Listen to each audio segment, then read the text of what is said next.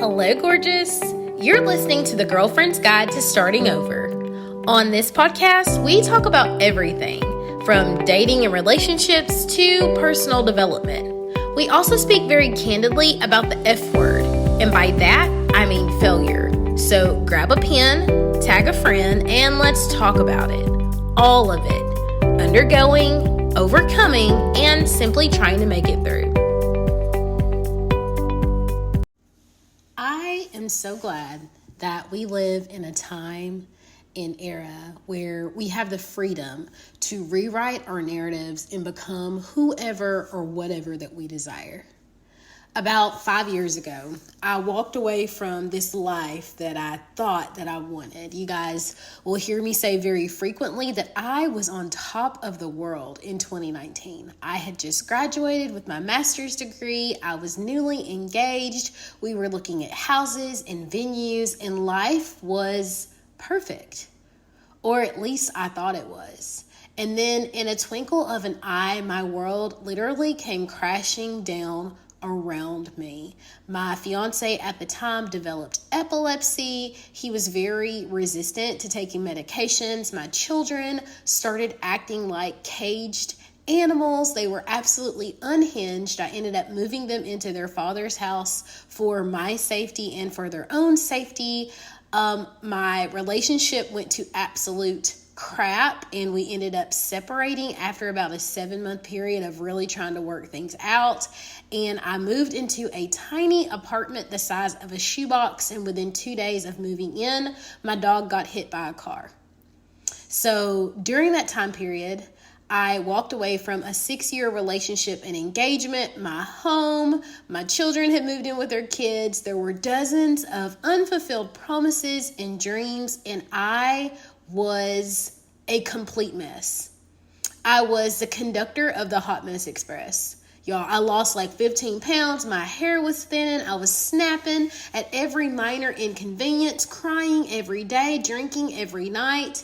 It was awful. It was like the worst time of my life. Now, during that period, I had no idea that my inability to set boundaries with my partner at that time, or the people around me or at work, were the leading cause of my feelings of hopelessness and worthlessness and poor self-esteem or being taken for granted. I constantly felt like I was going to crack under all the pressure and all the responsibilities that I had. And I had on this like cloak of perfectionism and smiling, and I had no idea that that was actually weighing me down and preventing me from a life of freedom and joy and abundance and all the things that I desired. So one night I was doing what I normally do, binge watching Netflix and drinking wine, and I was just exasperated. Like, I had cried all that I could possibly cry, and I got up to go to the bathroom, and I obviously felt sick. So I'm laying down on the tile of the bathroom floor, and the room is spinning around me. And I remember thinking, no effing way. This cannot be my life. I did not agree to this. I will not allow this to be the way that life ends. And inside me, in that moment, a quiet fury just started to grow. It was sweltering.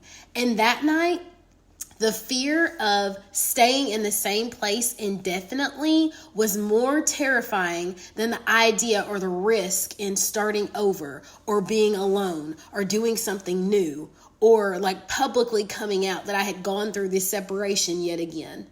And thankfully, I have the background that I have, and I have the resilience that I have because I use that mix of pain and fear and fury to meet with a coach and propel myself forward. And that momentum created like this tidal wave of energy and positivity to put me back in the driver's seat and completely change my life.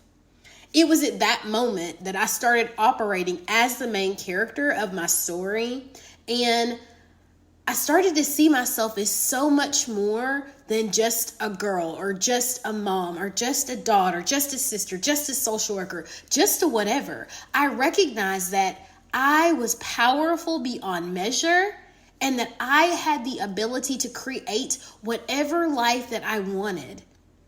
Now, I tell you guys all the time that I believe that being the main character of my life is the secret sauce to long-term success and happiness, but none of that would have been possible without first setting effective boundaries.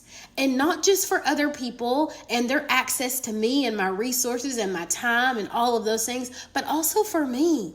Boundaries for what I allow in my life. Boundaries for what I allow myself to consume, what I allow myself to tolerate, when I go to bed, what I eat, how I exercise, how I move.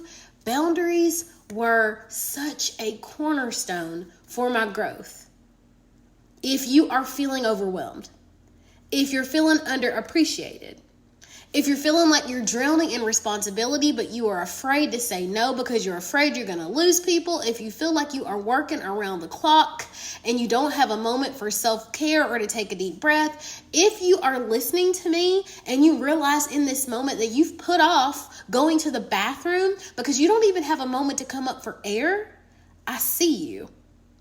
I hear you. I've been you. And I want you to know it can get better. It does get better, but only if you take the chance on you and you put the boundaries in place to change your life. I love you. I want the best for you. And this is exactly why I will not let up when it comes to teaching you about setting boundaries, stressing the importance of boundaries, and leading you in becoming the main character of your life.